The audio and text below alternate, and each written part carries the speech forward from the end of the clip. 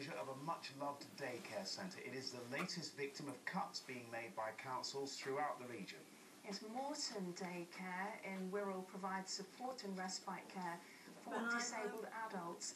But it's earmarked for closure as the council looks to save more than £100 million in the next 3 years. The councillors will make a final decision in June. Campaigners and families say they'll fight it all the way. From Wirral, our political reporter Daniel Hewitt has more details. Residents arrived after weeks of campaigning, hoping their protests had been heard. They emerged with the answer etched on their faces, confirming that their day centre is to close. Nicola McGreal uses the centre here at Moreton.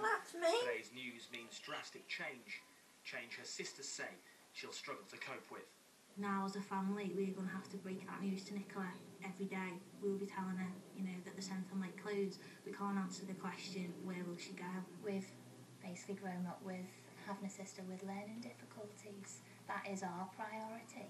And it's okay other people saying they'll save the golf courses, save the libraries, but it would just be nice if those people could put themselves in our position as a family unit, and through attending the day centre there is a place for them. They are valuable.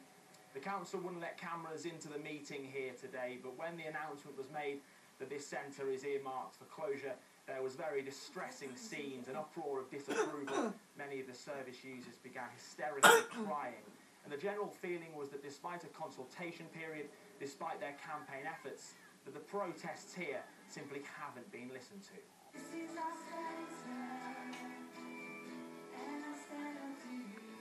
We've done the campaign song and video. Now anyone who watched that video has been overwhelmed with emotion and tears and everything. And that just didn't make a difference. The proposed closure of Moreton means centres in Heswall and Eastham will remain open.